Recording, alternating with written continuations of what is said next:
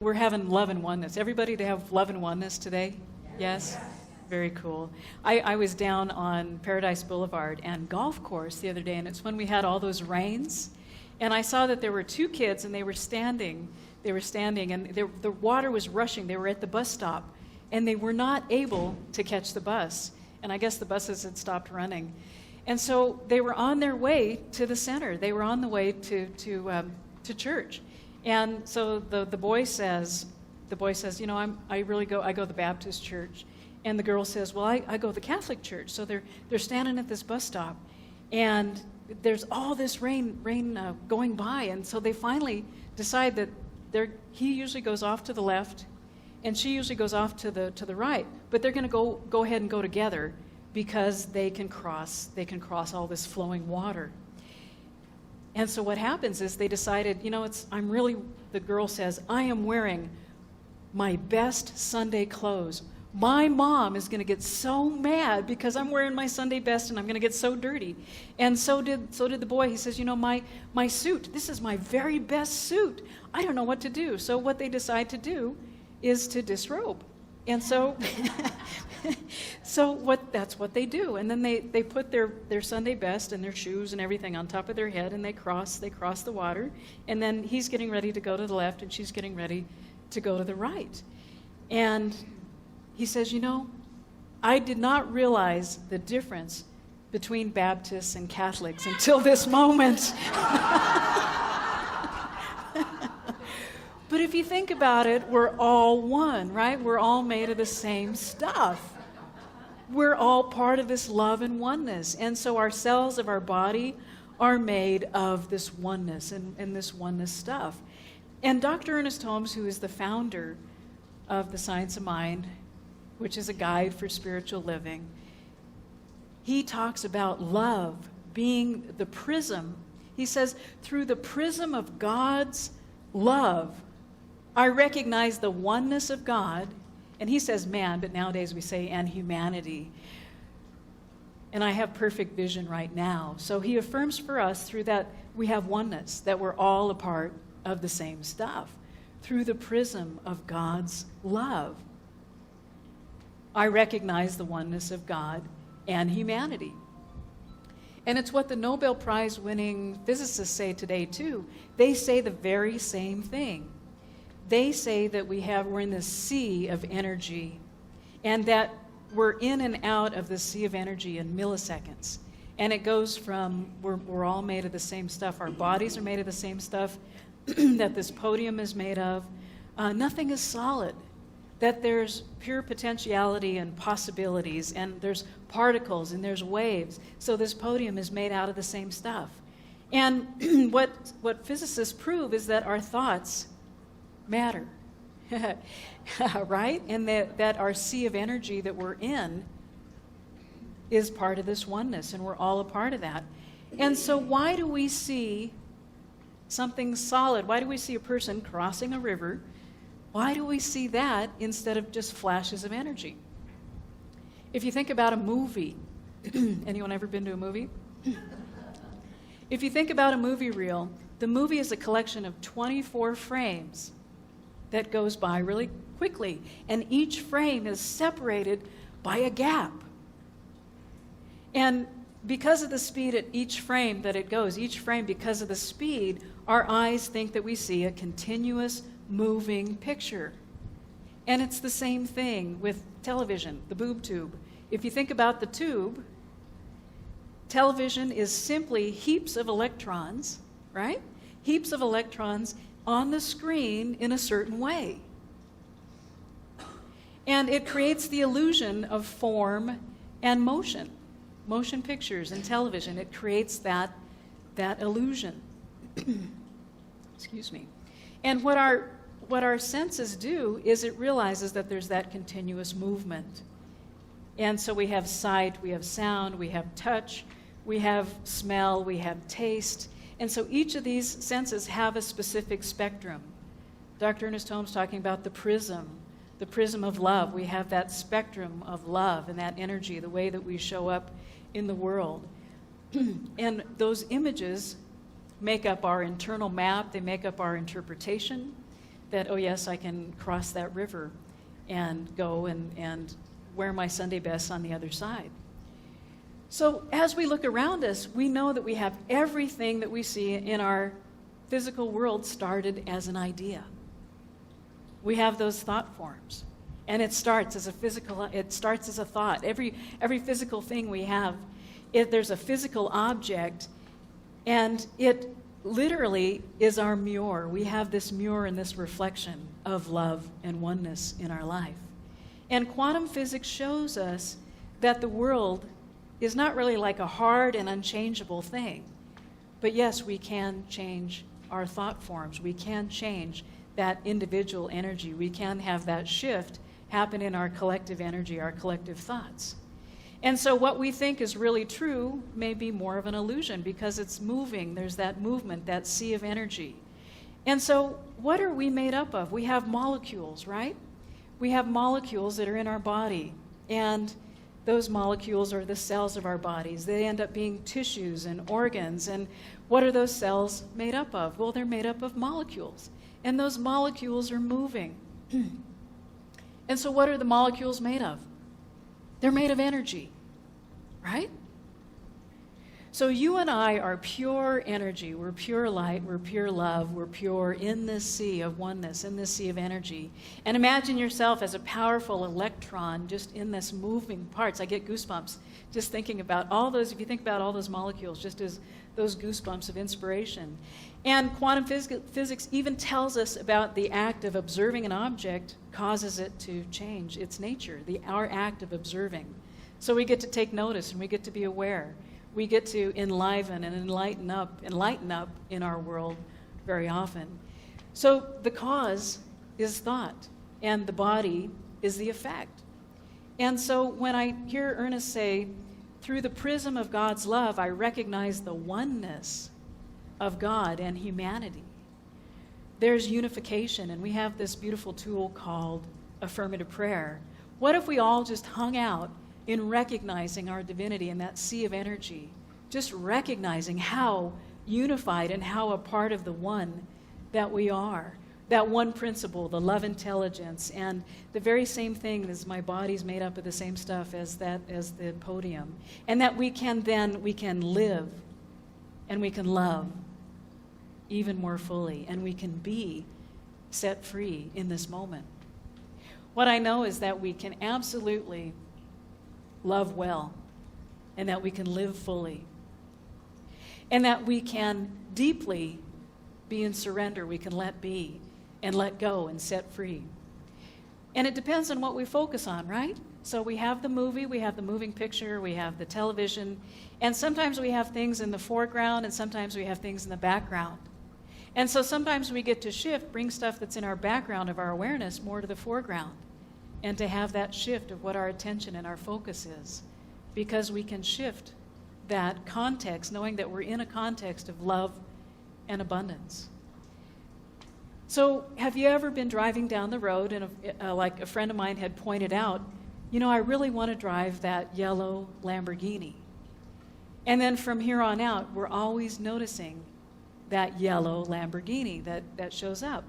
It was in my background, but then it was brought to the foreground of my awareness, and I begin to notice all those yellow Lamborghinis that were never there before. So my world is now attuned to noticing that. It notices what that is. It notices the attributes, and we get to notice what's in our world.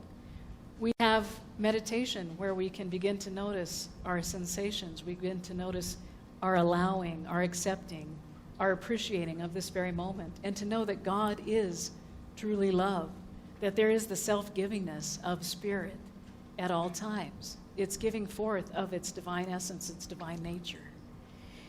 And what I know is that there's this place of loving, so that we can love well, and that we can live fully, and that we can be at peace and at love and at joy even more than we have been before, because we're bringing that to the foreground, and then we're dissolving what's no longer serving us in the background. A friend of mine said, people don't care how much you know until they know how much you care. And so that as I bring forward into the foreground what I care about, because there's so much to care for and so many people to care about, we get to care for one another, and to bring from that background into the foreground and say, that's for me. That's for me. And to begin to notice in our daily life, oh, joy, oh, abundance, oh, relationship of intimate oneness with the divine connection. Oh, that's for me. That's for me. So as we say, that's for me, or that's for us, that is for us, that sense of love and abundance and appreciation. And knowing that when we're connected with the divine and what truly matters, that truly matters for us, we can be with each other's hearts. We can be connected in this connection, and we can free ourselves. We can free ourselves from any stuck pattern back here, like going off to the left or going off to the right. We know that we can move forward and cross whatever that river is. We can build a bridge and know, even if we've been carrying something for many years and it feels heavy, right? We can get out of that unstuck place and free ourselves by having those thought forms being healed and knowing that we have the spiritual tools for transformation right here and now. And we can gain confidence that any situation, no matter what, any situation in our life is workable. And sometimes if it seems too daunting, if it seems too big, too overwhelming, we can start with someone right here at this center. We can start here today with someone because we're in a safe, wonderful, loving place that's filled with love and abundance. So it's like we can explore. We can explore together and then take that out into the world. And that's what we're up to. We can be in this place where we can explore what's workable for us, what's going to free up that pure love, light energy that's always moving, that sea of energy. In our women's group today, we're going to explore thought form healing and hear more about Diane Cantwell and Ivor Francis's work and what a difference it makes. And so we're very fortunate to welcome them in our community. In fact, Diane helped us craft that Ernest Holmes quote that we just read about how we're fired up in the heart. And we'll read that in just a minute, but she helped craft that and laser in on what that intent is. And so as we each notice what that is in our lives, we notice what is at the very center, at the very heart of hearts of this experience. And sometimes we get to go from turning left or turning right, and instead of wanting to move forward, we may want to ask ourselves some questions. We may want to ask ourselves, what is working? And in the co-creation process last week, we all asked, what is working? What is working in our life? What is working in this life of the community? What is working? And so we can think of an area in our life. Might be our well-being, our health. What is working? And then we ask the second question, what is not working? What is working? What is not working? And then the third thing would be, what would we like instead? Those three things. So that as we look to that daily covenant in our life, as we read that every day, we may continue to ask those questions, and it may show up as far as our health, our question about our health. What is working? What is not working? And what would we like instead? It may show up in our area of our finances. We may say, what is working? What is not working? And what would we like instead? It may show up in our relationship. What is working? What is not working? And what would we like instead? So that as we take that into our daily practice, we can know that we can live and love and let go.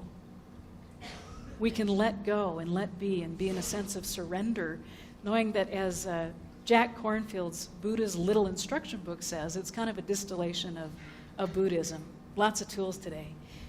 He extends an invitation for us to do what the Buddha does.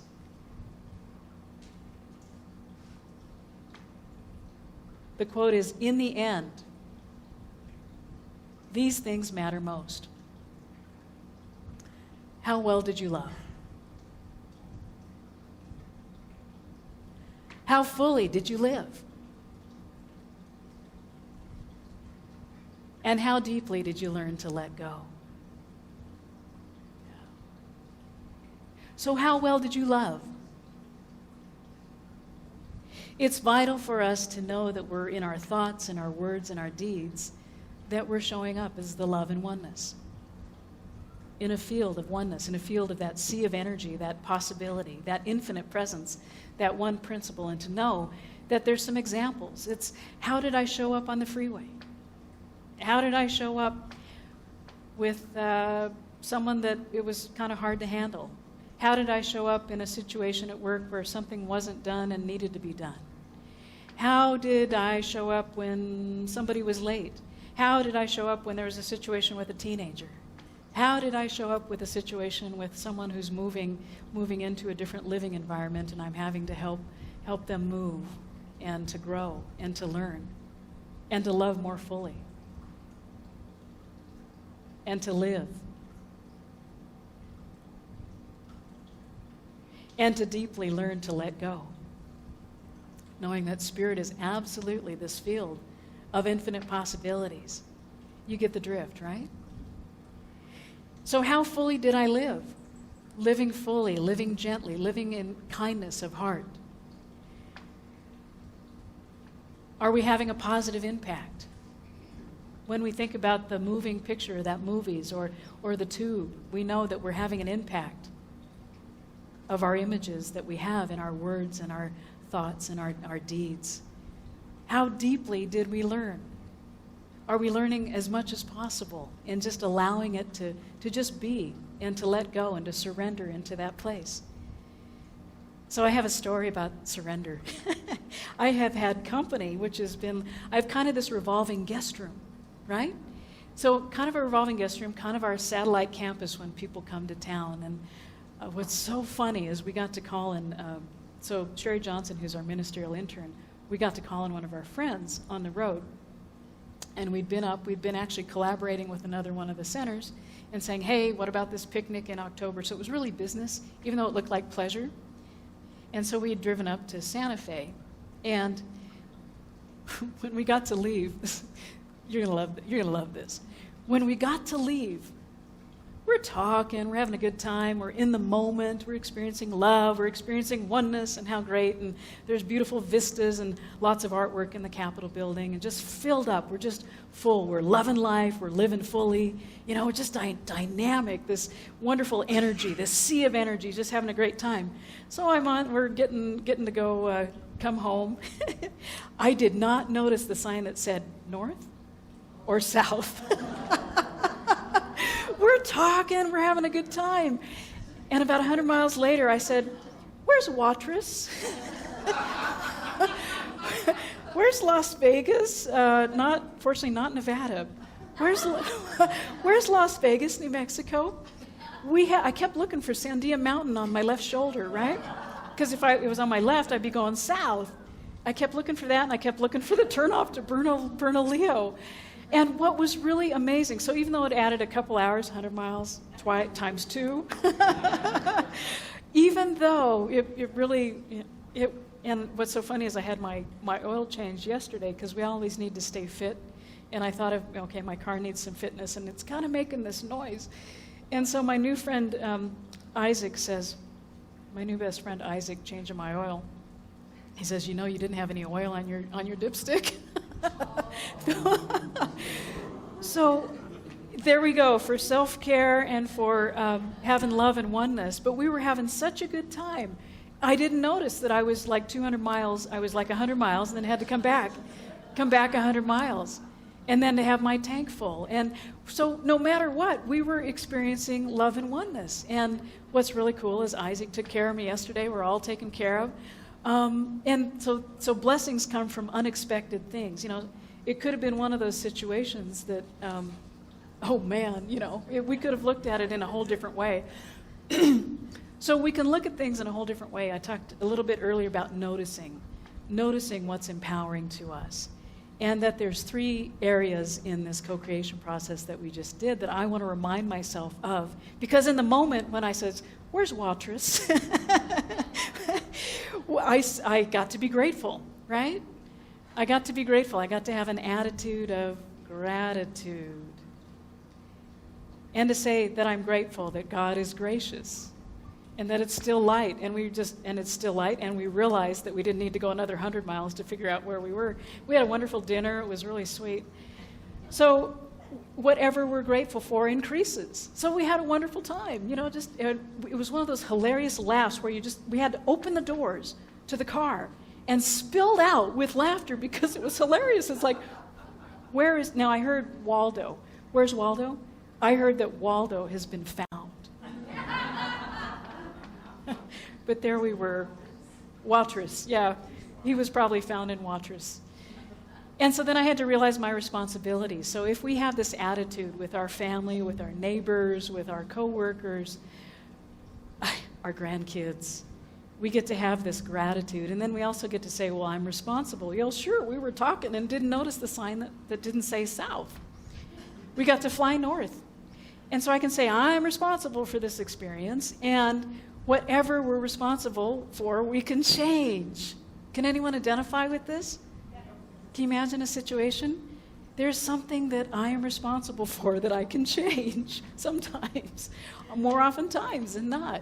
And then I get to be a little compassionate for myself. So as I approach my life and have an attitude of gratitude with what I'm responsible for, and that I can be compassionate, to know that I'm compassionate and can have a sense of newness and wholeness and have that be revealed in my life instead of it could have been a real aggravating situation, right? We could have focused on that. But no, we got to notice how grateful we were, touching base and strategizing. Actually, for this community, we were strategizing on all this kind of good stuff. The gal does helps do our Facebook posts, our inspirational kind of things. So if you're ever out there, we're all connected. We have people who are like up the coast and north who help us out because they love us.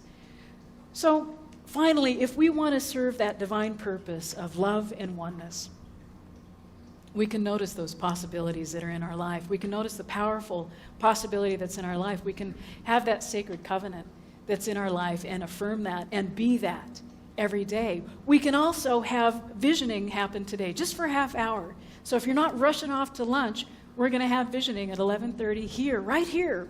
And just know that it's applicable to all aspects in your life, and to know that we're all an individual part of this collective consciousness, and we'll optimize and sensitize that knowingness for one another. So stay tuned for that. If you want to come back, grab something to eat, and come back about 11:30. And so what I know is that the essence of love, this purpose of love and oneness, the essence of love, as Dr. Ernest Holmes says, fires the heart, renews the soul, and proclaims the spirit.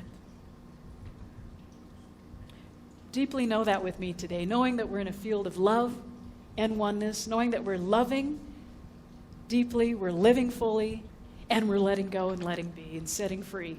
This is the best day ever. Yes? Yes. Yes. All right. So let's join in this moment and just knowing that we're loved and we're cherished at every moment in this moment of now, and knowing that there is this infinite presence. And I invite us to turn within.